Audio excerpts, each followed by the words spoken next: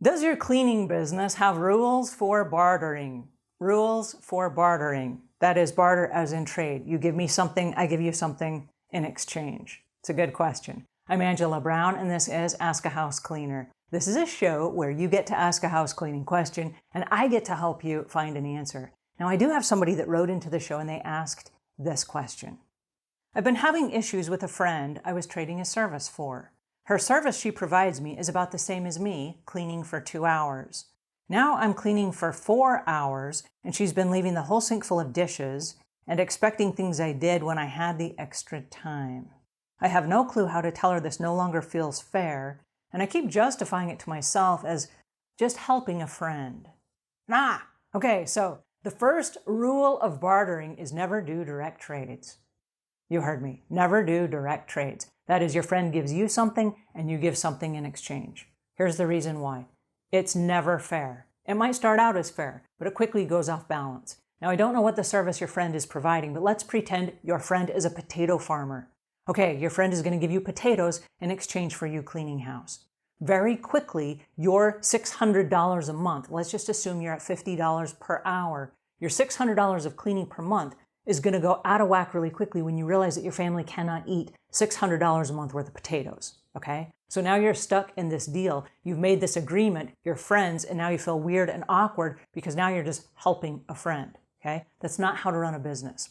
So I want to tell you about barter exchanges. And one of the very first jobs that I had before house cleaning was I was a barter broker. I worked for a trade exchange called ITEX. And what we did, we had a great big storehouse where people would give us their goods. They would sell them to us. They would warehouse them inside our exchange. So let's say that you're a house cleaning company and you're going to donate $500 a month. At $50 an hour, that is 10 hours of house cleaning that you're going to run through the trade exchange per month, okay? Not give it to your friend, but run it through the trade exchange. How it works is like this. You make up 10 vouchers for 1 hour apiece, and you give those to the trade exchange. They credit your account for $500. Okay, cool.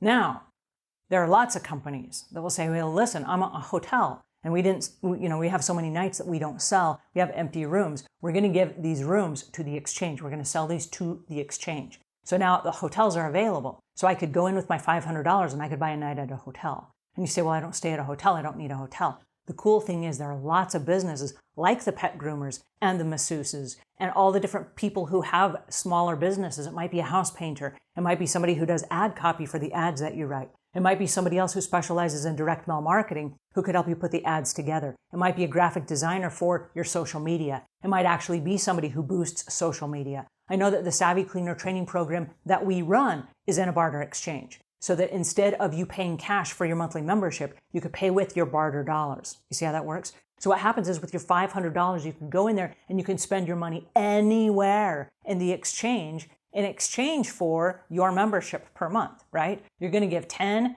hours per cleaning per month. Now here's where it gets really cool. Let's say that you're a startup business and your business is kind of slow and you're trying to get off the ground and you're trying to get visibility. What's really awesome about this is if you only give 10 vouchers, how far is that going to go? Well, we already know that your potato farmer needs $600 of cleaning a month, not 5. So what happens is they might get all of your vouchers, but here's the catch. They got to pay the other $100 in cash.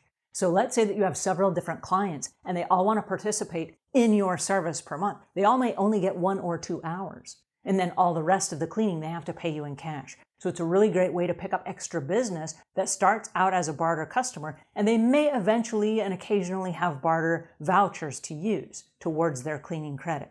But most of them will be paying in cash. Now, the cool thing is once you go to their house and you do the walkthrough and you built a relationship with them, that goes on a waitlist client. So at any time, you can call them up and say, hey, listen, we had a cancellation. I know that you're a barter customer. Would you want to have us come over? So even if you didn't sell it for cash and it's this dead time, maybe you could sell it to a barter customer, right? Not only that, but you get listed in their directories wherever their directories go. So now your business just went up both in the search engines and also as another way to market your business and another way to be out there, right? There's somebody out there right now that's marketing your service to all of their clients. So it's another great way to advertise your business.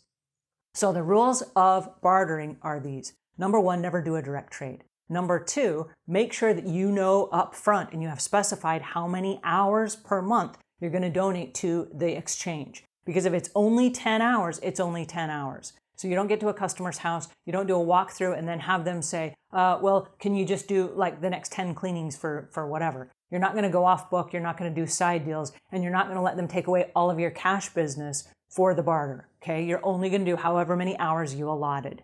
All right, rule number 3, you have to spend your money inside the exchange. So plan vacations. I know lots of amusement parks. It costs them nothing else to have barter certificates, right? And so I've gone to lots and lots of amusement parks and I've stayed at lots of 5-star resorts on my barter because it's a reduced fee. They can offer it for less money. It doesn't cost them anything if someone else comes to participate. It's a great way to use your barter dollars. Also, if you have a team of people that you are employing, you can have a great big party, let's say at an amusement park, and you pay for all of it with your barter dollars, right? So you have to use your barter dollars in order for it to be worth your money. All right, another rule of the bartering industry is you must pay taxes. This is considered other income. So when the money comes in, they will keep the ledger. They keep how much money you spent, how much money you earned, and they give you a monthly report or statement that shows how much money you came in and a tax report at the end of the year so you can pay your taxes on that. So the rule is you pay your taxes. That's totally legal, but it's another whole way to bring in business. All right, so those are the rules of bartering. Again, I want you to think of it as an opportunity to do business because it's another way to get out there. It's another way to be seen. It's another way to be visible. And it's a more fair way to interact with your friend in a way that doesn't feel so personal, like they're taking advantage of you and you're just helping out a friend. All right, I hope that helps. If it does, give us a thumbs up. If you have questions or comments, those go in the notes below. And until we meet again, leave the world a cleaner place than when you found it.